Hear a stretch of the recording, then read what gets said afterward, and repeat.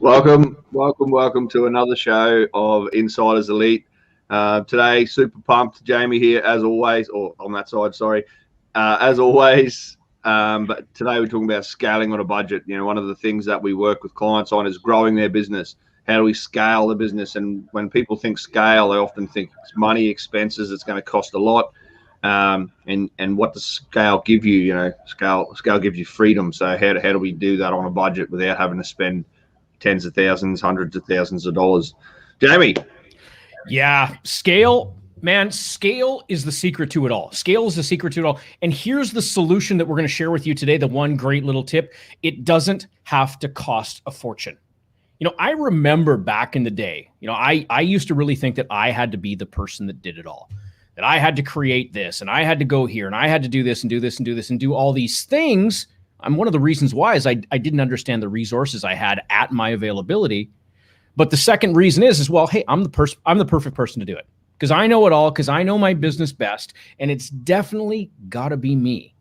I can tell you one thing here right now is, number one, go ahead and break that myth, because for the most part, the real true most part is that it doesn't have to be you, right? I pick on coaches.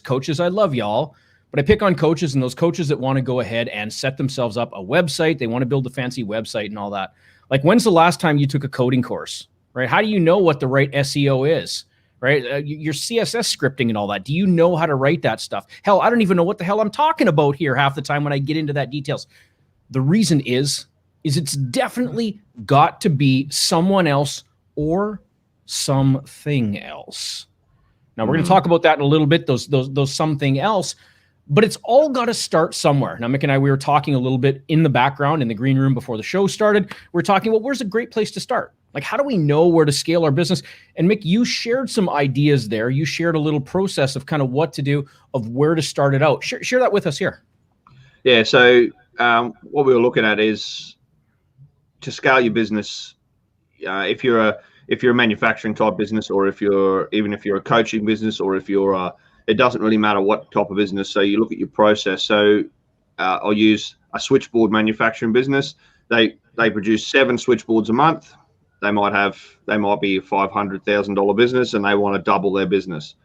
So to double their business, they need to produce 14 switchboards a month. So they need to look at the process and say, what needs to happen for us to be able to make 14 switchboards? Okay, do we need twice the machinery? Do we need this? Do we need to subcontract out the metal manufacturing? Okay, we need to produce twice as much steel work to build the switchboards. We've got the staff to wire 14, but we don't have enough manufacturing capability. So how can we then, you look at that part of the process and work out what you need to do to that, and look at the upstream and downstream consequences. If it's, let's use an online business or coaching, you see 10 clients a month. You have 10 clients a month and you're pretty full. Your time is full and you want to double your business. So what do I need to be able to see more clients? Do I need to change my programs? Do I need to make more group programs, less one-on-one programs? How do I change my business model, or how do I change that process so that I can, which the outcome was to double your business so you can get to your outcome. But it all starts with reviewing that process and finding the bottleneck, or the bit that's holding you up, or the resource that's restricting you, or the software that's restricting you, or whatever it is, and then looking at the upstream and downstream consequences of that. When you change that, what else is affected? Yeah, that's really big. You've got to know where you are, right? It really, truly, it starts with an audit. What are all the things that I believe? Notice the air quotes. What are all the things that I believe that I have to do? Where is it that I believe that I have to invest my time? And then ask yourself the really great question of, does it really truly have to be me, or must it be someone else? You've got to know what you do, right? And this is maybe going to be ground shaking for some people, maybe not so much for other people, but I would bet, if I were a betting person, I'm not, but if I were a betting person, I would bet the majority of you out there watching, listening to this, you don't actually know what you do on a daily basis. I would make a bet, and I would make a statement here, that for the most part of all the things you do, when you really consider all the tasks and everything that you do in a day, I would suggest that for the most part, you don't really know all the things that you do in the day. So what does it take? It takes an audit. It takes seriously going through, looking at each and every task from when you get up in the morning, if you're that solopreneur, to when you go to bed at night. What are all the things that you're doing? You're probably going to be surprised by a little bit about where some of the time is going, but most importantly, about all the tasks that you're actually doing. Now, Mick, I'd like to get some of your input on here with respect to that audit. Have you gone through that yourself? Have you taken one of those audits to recognize, gosh, man, I'm doing this, I'm doing this, I'm doing this? Have you? Yeah, and what was the outcome? Yeah. So years and years ago, I had a crew of guys working for me, about 20 people. I was running off my feet. I was starting to forget things. I had more and more people ringing me for work, and I wasn't getting to things. And I just had to take a look at myself, had to audit, review what I was doing, my process. And I thought, well, I had to do it all because, I'm the right person for the job, and that's what I've always done. And we just added an extra person, and I'm like more and more responsible, more and more tasks to do, and it just got too much, and we couldn't scale anymore. We couldn't grow our business anymore because I was the bottleneck. I was holding all the tasks. So we took a review. Well, how does it work at the moment? Well, everybody rings me to get things done. Well, how can we fix that? So then we started offloading customers to different people as the point of contact, built those relationships, put in processes where they called a central point and we could distribute the work more evenly instead of all coming through me, which was the bottleneck.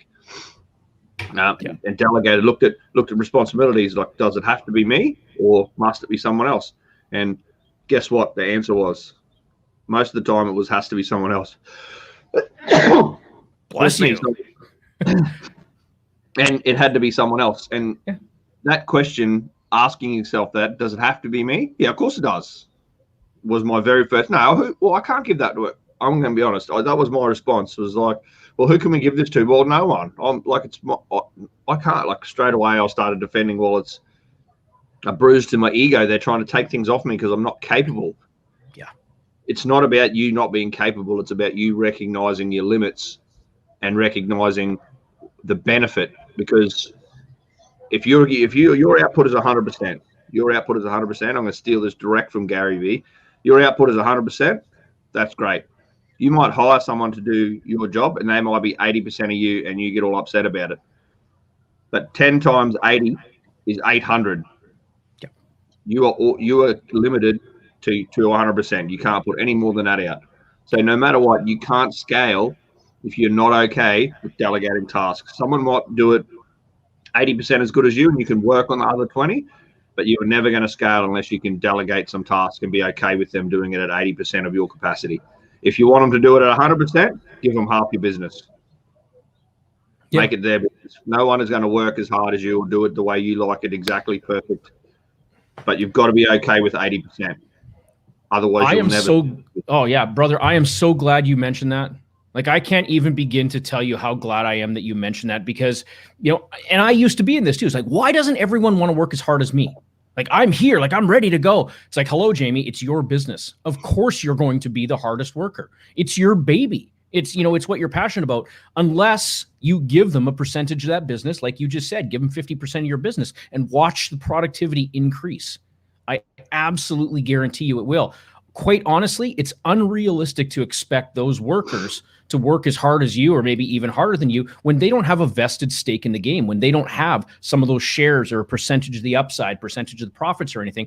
I really believe it's unrealistic for you to think that they're going to work just as hard as you. Of course, you're going to be the hardest worker. It's your jam. It's your baby. So that, I'm so glad you brought that up. Yeah. And look, that's exactly right. And that shift, and who would have thought that most of this game as a leader and business owner is mindset. That mindset shift, that it's okay for other people to do it not quite as good as me. But if I've got 10 of them, I've got a business that's 8 times the size of what it currently is now. Yeah. Because you can't clone yourself as much as you want to at times. But that mindset, you need to be okay with shifting away from you having to do everything. Yeah. And you need to, and that question that Jamie asks, and when Jamie was coaching me 3 years ago, he asked me that, but does it have to be you? I'm like, yeah. And he goes, really? Well, no. And straight away, your ego decides to defend it. But you need to be okay with letting go of that and really really digging in, does it actually have to be you who does that? Yeah. So here's another golden nugget. It's the principle of decentralizing command. It's not having you as the chokehold. It's not having yourself as that bottleneck. What do we want to do? I call it the leverage and enable principle. What we want to do is enable, not in a bad way, in a really positive way, enable our teams. Give our people, the people that are on our teams, give them the skills that will actually help them make quality decisions that will move you further, faster forward in your business. This is something that's absolutely key. Don't be the choke point of the business. Quite seriously, don't be. Decentralized command. Enable your teams to make quality decisions. Why do we do that? Because we can leverage off those strengths. When we utilize those leverage and enable principles, we are going to see some massive growth within our business. No question. No question. But check this out. What if it's just you? What if it's just you? Where do we start? I've got an audit. I've gone through. I figured out exactly what it is that I do. And hey, I'm doing everything, right? It's just me. I'm just by myself. How do I take it to the next level? Where would you suggest going from here, Mick? Well, from there, you look at the process and look at what the tasks are that you're currently doing, and can you automate? Can you delegate? Can you eliminate? Straight away, automate. So if there's a process that you do, let's use your email database. You're collecting people's emails, you're putting them into your database so that you can do your email sequencing or your email advertising to your clients or potential leads. There's software for that. It automatically puts them in a list and automatically adds them to your email list and automatically sends them emails. There's processes to automate that stuff. There's in your accounting side of things, there's software that will automatically receipt your invoices or your supplier invoices, or there's software that does that.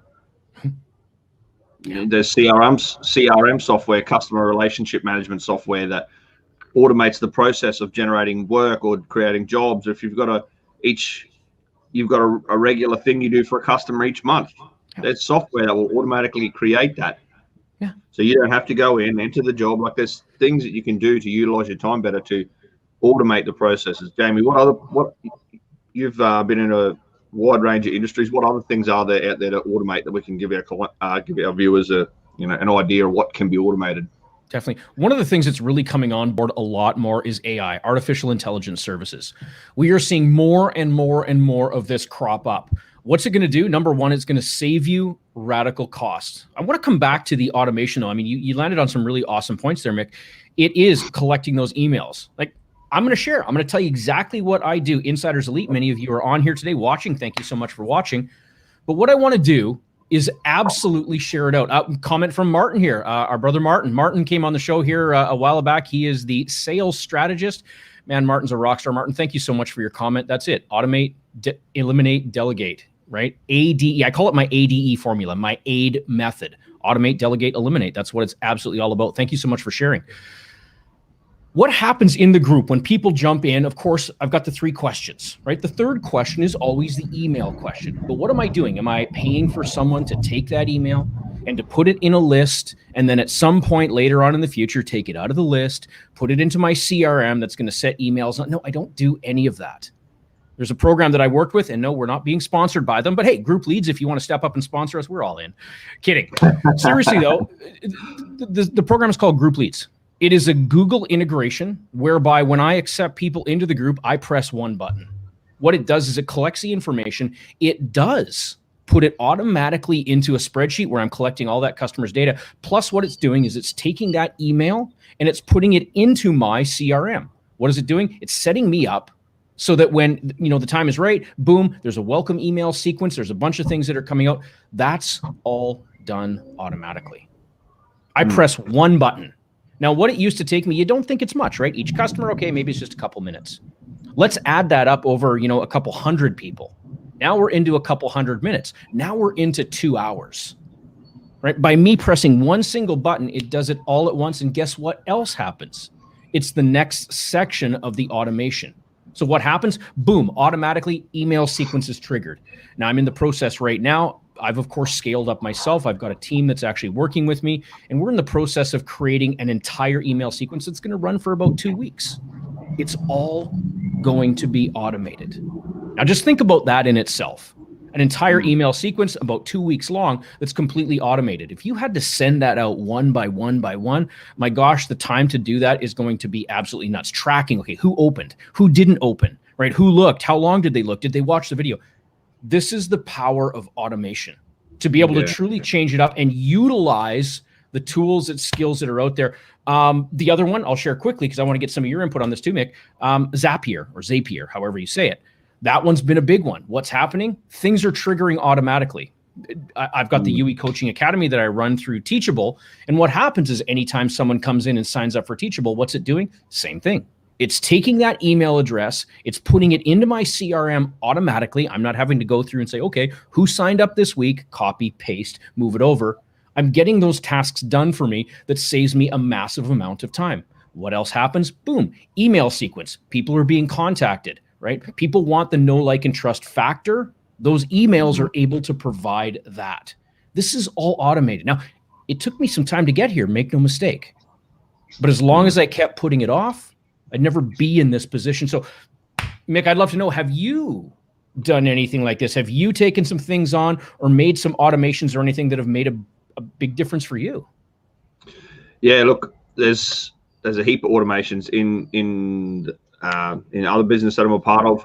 We've delegated, automated, put processes in place to change the way we do things. Currently reviewing a process to automate the receipting of supplier invoices so that we don't have to, someone actually enters that data into the computer now.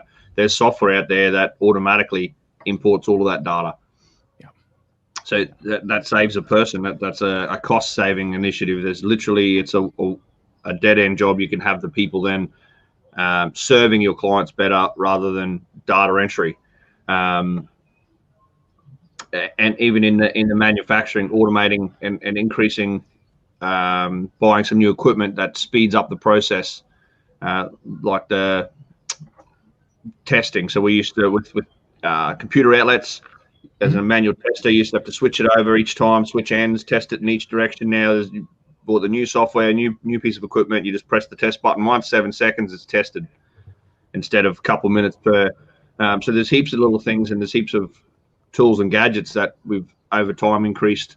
And in when you start moving into the manufacturing side, there's so much more equipment you can use to speed up the process, to I suppose to automate your processes. Yeah, and it's an amazing field to get into once you start looking at automation. Can go into big dollars, but when we're talking automating on a budget or scaling on a budget, the key is to look at what's the low-hanging fruit.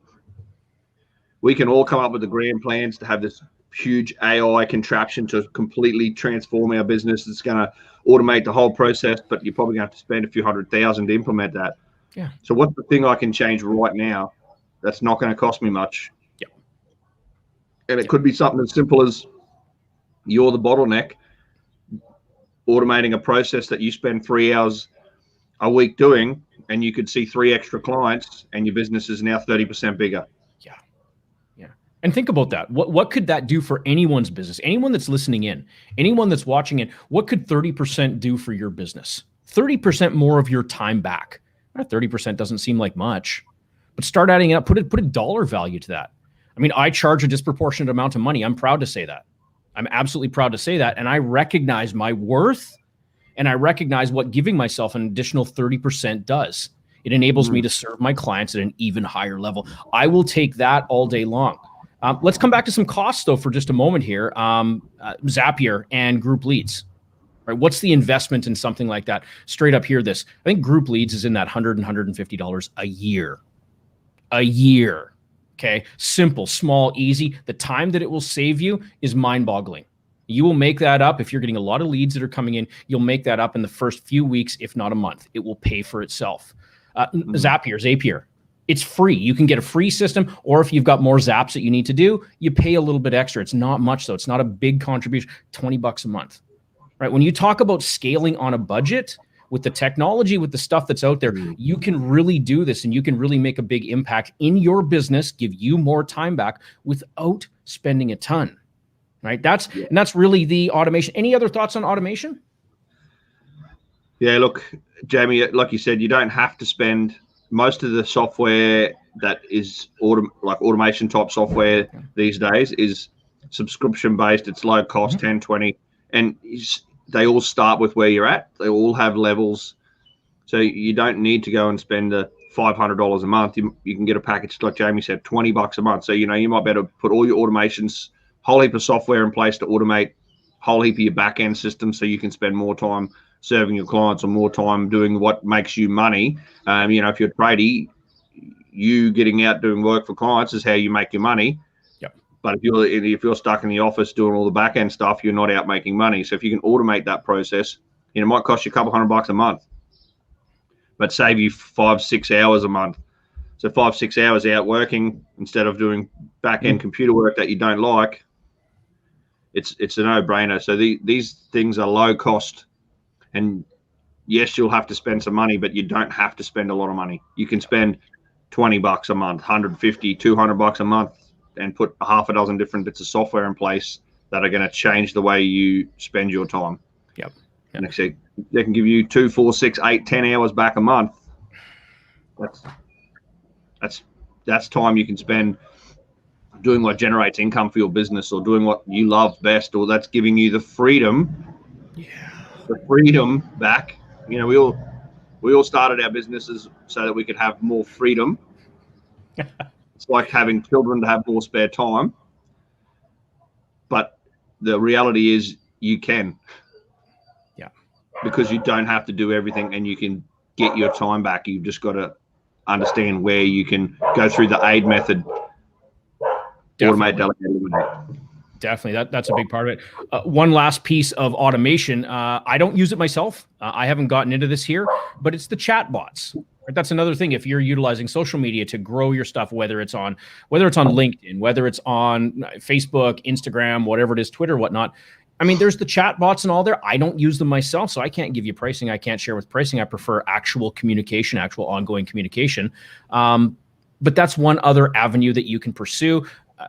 I know some people who are into that sort of thing, who do the chat bots and all that. And again, I don't think it's a very expensive proposition. I think you can get it into it for a fairly low barrier to entry. So that may be one other area that you want to look at. After automate, it's all about delegate. But Mick, I'm a solopreneur. I've only got myself.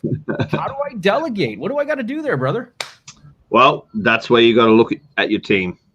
And you might, and I have had this exact, we don't have enough work I don't have enough to hire someone. You don't have to hire them as employee. You can hire them as contractors. How many employees do you have, Jamie? I don't have any employees. I have 0 employees. Oh, but you said before you had a team of 9 people. I sure do. And it's actually up to 12 now. Guess what? They're all contractors, right? If we're in the States, they're 1099s. Right? It's all contractors. It's people I've brought on specifically to do specific jobs. That's the benefit of being able to delegate. Yes, you're a solopreneur. Yes, it's just you. You're a one-man tradie contractor. I don't have enough to employ someone. You don't have to employ them as an employee. Delegate a task or a process or a part of your work. Hire them for 3 hours a week. Oh, but no one would want to work for 3 hours a week. They're contractors just like you. Yeah. You don't work for one client for your 50 hours a week. No. You work for 20, 50, 100 clients. Hire them for the task you need. Hire a VA to help your social media. Hire a digital marketing person to do your digital marketing or your website. Hire a website designer. But that's just a one-off. That's fine. And there might be a 1 hour a month for tweaks to your website. You hire them for 1 hour a month. They're part of your team. Yeah. Yeah. What's great about this too. Any drop. Yeah, exactly. What's absolutely outstanding about this too is maybe it is a one-off job. Look, when I started creating, when I started creating content, when I started creating some slide decks and all that, I am not the artistic type, right, guys? Those of you that know me, I can barely draw a stick man. There's a reason why when I'm doing my trainings, I don't have the big easel and all that, because you wouldn't be able to read it. Hell, I am not the artist. I can barely draw. But here's the thing. What's really, really, really great is that I have leveraged other people's skills. I've leveraged other people's area of expertise. The slides, everything that I've done, when I started, I'm like, this is going to take me a long time to do. Yeah, I'm a pretty smart guy. I can figure out PowerPoint. I can do this stuff. But am I creative? Am I artistic? Absolutely not in any way, shape, or form. It's like, wonder what it would cost to get some of these slides done. Because I know for me, it'd probably take me 6-7 hours. And again, I know what my hourly rate is, and it's high. I'm like, ooh, is it really worth it for me to go ahead and do something like that? No, the truth is it's not. It's absolutely not. So it's like, let's hire someone. But where do I go? And at the time, I didn't really know. I'd heard of Fiverr, fiverr.com, but it's like, where else can I go? Well, I want to share some resources here today because I've got a little bit of a more updated list. And this is by no means a comprehensive list. But what's really great about this is it's going to give you some ideas as to where you can start to look to find some of this talent that can help you grow. Guess what? This isn't a long-term ongoing contract. You can bring it on for a one-time deal, a one-time gig, right? Of course, there's fiverr.com, freelancer.com, Upwork. There is TopTal. It's the top talent. They're looking for the top talent there. There's TrueLancer and People Per Hour. There's a few different sites there that you can go ahead and you can start to look at that. Upwork, I've used Upwork. I've used Fiverr. I haven't used Freelancer or any of the other ones there. I've kind of found what I've wanted through Fiverr or Upwork.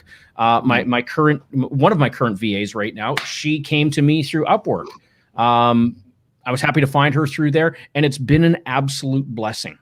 Like, I'm serious, the amount of effort that it would take me to do that, to work through the social profiles, there's no way I could do it all. I mean, as it is, I'm probably committing a good 2-3 hours a day. I'm crazy. I'm up early in the morning, but I'm probably committing a good 2-3 hours a day to social, and that's just scratching the surface, right? What do my VAs do? What does my engagement team do for me? They help me stay engaged. They help to get the information out there, help me with being able to, connect with these people. Here's the thing. The rates are extremely reasonable. Now, when I was looking for a VA, I mean, I was seeing I didn't hire these people. I chose to do a little bit more, but I was seeing people out there for $4 an hour, $5 an hour. I'm not saying they're not going to be great people. They could be absolutely outstanding. I was looking for something very specific, so I chose to go with someone else. But the thing is these people, they need that money. They're out there. They're sharing their services and stuff like that. What if we change the meaning behind that to, oh my God, it's going to cost me, to, wow, I actually get the opportunity to help someone out that truly needs it, that's here, that can do the job, that wants to make that money. What if we reframed the meaning behind actually bringing some of these people on? Do I believe that could make a difference? Absolutely. Right. Absolutely, completely. It totally did for me. But that's a great place to start. Mick, your take: delegating and bringing others on, bringing contractors on. Yeah, look, it's absolutely essential that you be okay with doing that, even if it's, let's go into the trade space where I've extensive history. You've just got a bit too much work on, and you don't want to. I don't want to bring any subbies on or any tradies on because they might steal my work. That's a really poor mindset. What about, I could serve more of my customers. I could make sure that I deliver on time if I just get a little bit of help. Go find a relationship with a good subby and say, hey, I've got a bit too much work. Do you want to take on some for me? Or can you come and help me on this bigger job? Maybe you need to be selective. Maybe you don't subcontract that new customer that you haven't done any work for before because they might like that guy's services better.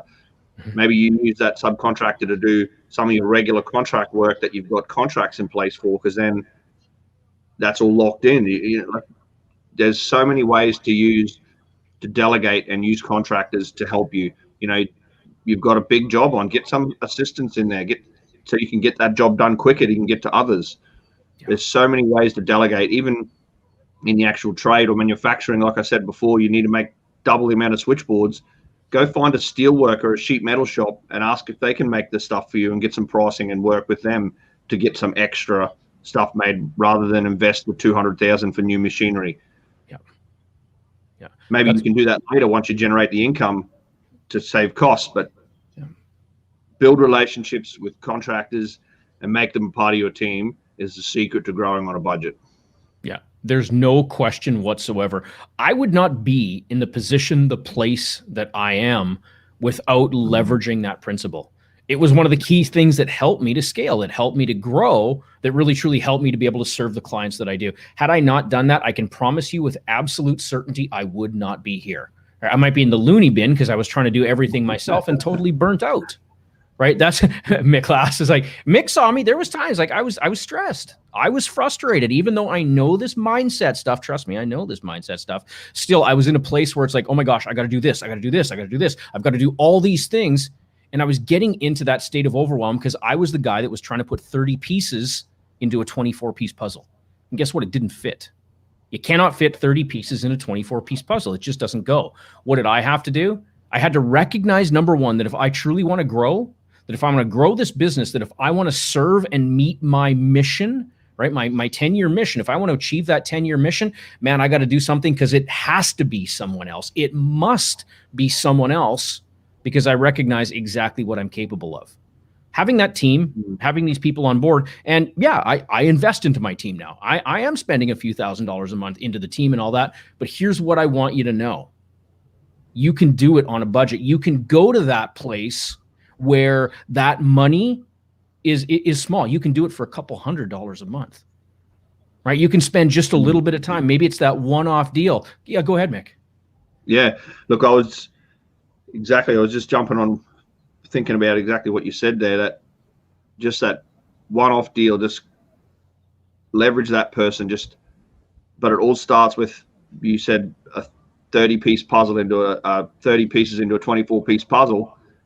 The only way you recognize that is to do a review, do an audit, and go, well, what's going on here? What needs to go? Well, there's 6 pieces that I've got to move somewhere else. Mm-hmm. Automate, delegate, eliminate, contract them out, whatever you got to do. That's the secret to it. Is you said that in that sentence, is you recognized something had to change. So you reviewed, you audited what was going on. That's the critical piece here, is having a look and recognizing and doing an audit of where the bottleneck is, or what it is that's being held up. Yeah. That's oftentimes. Yeah, go ahead. Yeah. Go yours. I was going to say, oftentimes, right, being that business operator, and I use that term very specifically, being that business operator, you're in your own way. You can't see the forest for the trees. But when you step back just a little bit, get a little taste of what it's actually like to be a business owner by leveraging someone else, right? The first time you do it, it's almost like an addiction. I'm serious. It's almost like an addiction, because when you find those people, you find those rock stars that can actually help you. They can actually help your business grow and get it to the level that it needs to be at. When you can get to that place, it's like, whoa, I don't have to do this. I can actually step back. I can let someone do it. That feeling, I promise you, is addictive, because then you find that more time. The things that need to get done are still getting done. You've discovered even more time, and now you're doing work that's in your zone of genius. You get to truly work on the business versus working in the business, and there's a massive, massive difference between those two. Absolutely, there is. And I love the way you use that business operator specifically. Yeah. Because when you're in your business and you're working, you're like, yeah, I'm a business owner. At that stage, you're a business operator. You're doing the tasks that need to be done. A business owner takes that step back. And you said something critical before. We'd even had chats. So it's you're in there and you're stressed and you're overwhelmed. And like I said, all this mindset stuff. It took some conversations with the business coach or with the coach or with someone in that field of expertise. I remember you and I had some conversations where it recognized for you to step back and go, well, okay, I need to step back out of the operator mode into the owner and have a look at the bigger picture. Where can I automate, delegate, what's going on here, do the review. And sometimes it takes that outside perspective to have those conversations, because you're stuck. You can't see the forest for the trees. And if someone stands back and says, yeah, but look at all those big tall oaks there, can't we use those? Light bulb moment. So good. Yeah, mind blown. The amount of times I've had that conversation with a business owner, whether it's through coaching or just helping other businesses in town, just have that conversation, and all of a sudden they're like, wow, they didn't see it because they're in the trenches and they couldn't see the battlefield. You need to step back out and have a look. And it oftentimes takes a business coach or a consultant or somebody to have an outside look. Yeah. Give yourself a massive, massive, massive favor.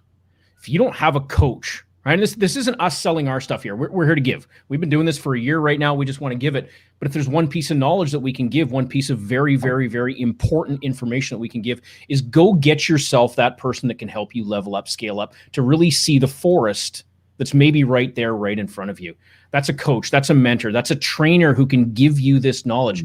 It has been and will be one of the biggest, most impactful investments that I've ever made in my business. Above scaling, above anything. Having that coach that can help you work it through, that trainer, that mentor, to make all that difference, that right there, at least for me, hey, that's what I would do. Yeah, look, and that's what I've done. I recognize that's needed. You know, even before I recognized that was needed, I'd had mentors and other people that I lent on, and not realizing what coaching was or how it worked or the importance of it. You know, had mentors and people that you spoke to and lent on and helped, you know, even 9 years ago, I had, I got a coach through a business development program, and that made huge shifts in my business. And then I, you know, went looking for some more of that. And, you know, having those, even a mentor, someone who's done it before, that you can bounce some things off, that can help you, give you that outside perspective, that stand back look, is critically important. No matter what your business is, there's somebody who's done it before, or there's a coach in that field, or there's experts. Go looking. You know, even if you just want to chat and you want a perspective shift, reach out to Jamie and I. We're always here. We're always here to chat and help and do whatever. Like I said, we're here to serve. But just do yourself a favor and get someone to have a look from the outside in. Yeah, definitely. That can absolutely, completely, totally make the biggest difference, the biggest impact in your business, bar none. It has for me, right? It absolutely has for me. Quick wrap up here. Number one, it comes back to the ADE formula, the AID formula. Can you automate it? Can you delegate it? Or must it be eliminated? It starts with that audit, understanding exactly the steps that it's going to take, or the steps that you're doing on a daily, consistent basis, of really, does it have to be me, or must it be someone else? Next is looking at the processes of automation. Is it Zapier? Is it something like group leads? Is it a chat bot? Is it a proper email sequence done for you? If it's delegation, can we look to Fiverr? Can we look to Upwork? Can we look to some of these other online gig type services where you can get the bona fide expert in that field to go ahead and do the work for you? Last but not least, if it doesn't serve, if it's not moving the dial, absolutely go ahead, eliminate it, and move forward from that. Any last thoughts, Mick? Look, Jamie, you've wrapped that up beautifully, but I think, like we said before, it all starts with that audit, that review, having a look at the process to work out how we can implement the AID formula and where we're going to best impact that and what the bottlenecks are. So have a look at your business. If you want to scale, you can do it on a budget. We've just given you a ton of examples, a ton of ideas on how to do it, but it all starts with having a look at you and your process and how you can leverage the benefit, leverage the great things in your business, and implement the AID formula and automate, eliminate, delegate. Yeah. That's the key. It all starts with an audit. Absolutely. With that said, thank you everyone who tuned in, for sharing your comments, sharing your likes, loves, all that sort of stuff. If you've got questions for us, please go ahead, send us an email, send us a message, heck, put a comment on this post. Let us know how we can help you move your business further forward, faster. With that, have an absolutely outstanding week, and we will see you all in just under 168 hours. See you all. Have a great weekend.